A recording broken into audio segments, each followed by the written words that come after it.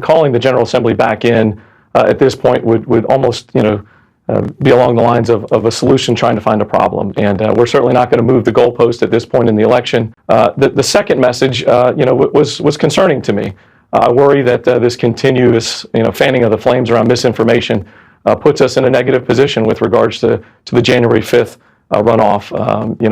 The mountains of misinformation are not helping the process. They're only hurting it. What's up, everybody? It is Brian Lewis once again with the Benjamin Dixon Show, bringing you yet another daily news update. So Jake Tapper grilled the Republican Lieutenant Governor of Georgia named Geoff Duncan on CNN this morning to get his stance on Trump and his actions in Georgia, and how all of this, in my opinion, has led to this skirmish in the Republican Party, and how the fight over who will control the party going forward has begun. So take a look at this first clip.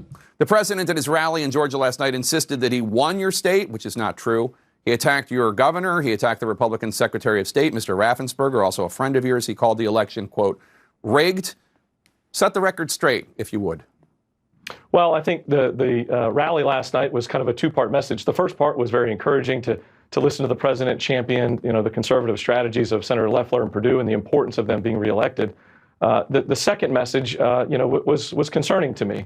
I worry that this continuous, fanning of the flames around misinformation puts us in a negative position with regards to the January 5th runoff. The mountains of misinformation are not helping the process. They're only hurting it. And Jake, I worry that we're handing off a playbook to the Democrats for January 5th. And certainly I can't think of a worse playbook to hand off over the last 4 or 5 weeks to the Democrats. Well, that's his opinion. And the Democrats certainly should take full advantage of this civil war in the GOP and the Republican Party.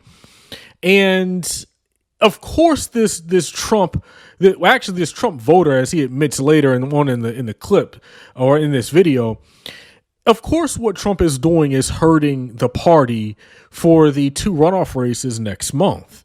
And so that is why, for Democrats, this is a blessing and a curse, because, of course, you don't want Trump to continue spewing lies, and you want to just push him to the background. But at the same time, I love the damage and the self-inflicted wounds that I am seeing on the right. So take a look at this second clip. And it seems as though many Georgia Republicans, at least anecdotally, believe the president in his false claims about the integrity of the election. Take a listen. Do you believe in the results and what happened here in Georgia? No, really don't. I believe there was a little something shady going on. I don't know 100%, what's going on or how they count the votes or whatever. So, it's confusing, but, trusting anything anymore. Obviously, again, this is not based in fact. The election was clean. You guys did a number of recounts to make sure it was clean. What is your message to your fellow Trump supporters in Georgia? Is Joe Biden the president-elect, and was it a clean and fair election? Yeah, first and foremost, Jake, you and I have talked about this. I voted for President Trump. I campaigned for him, and unfortunately, he did not win the state of Georgia. If I had a chance to spend 5 minutes with every single person in Georgia that doubted the election results, I think I'd be able to win their hearts over, show them the facts and figures, separate fact from fiction. But certainly I don't have that opportunity. And so, on January 20th, Joe Biden's going to be sworn in as the 46th president, and the Constitution is still in place. This is still America. I can disagree vehemently with, what I think are bad ideas, raising taxes on small businesses or increased regulations on small businesses or defunding or lowering the resources for police. I still have that opportunity. All Republicans still have that opportunity. But as the lieutenant governor and as a Georgian, I'm proud that we're able to look up after 3 recounts and watch and be able to see that this election was fair. Was it perfect? Absolutely not. I don't know if any election was perfect in the history of this country, but certainly it's only been nominal changes since we've had 3 recounts. So there are several takeaways from that second clip. That was the longest clip that you'll see of this video. And initially we saw the impact of the propaganda and the impact that the propaganda has had on the local population there in Georgia. So that's never a good thing. And see, this is why propaganda is an issue and why it needs to be called out. But he does say that Biden will be sworn in January, so he is admitting it without actually saying that Joe Biden is the president-elect. But then at the end there, you saw him take shots at the progressive agenda, and herein lies why he is getting this airtime in the first place. They need to maintain the myth of the moderate Republican. You guys notice how he said at the beginning of that second clip that he voted for Trump, right? And he campaigned for him too, right? So he knew what he was getting ahead of time.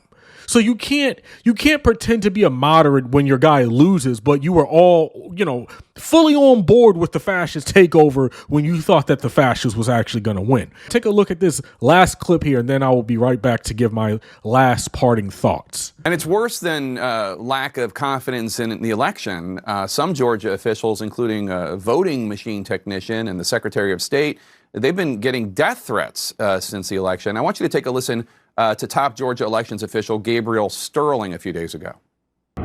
Someone's going to get hurt, someone's going to get shot, someone's going to get killed. And it's not right. It has all gone too far.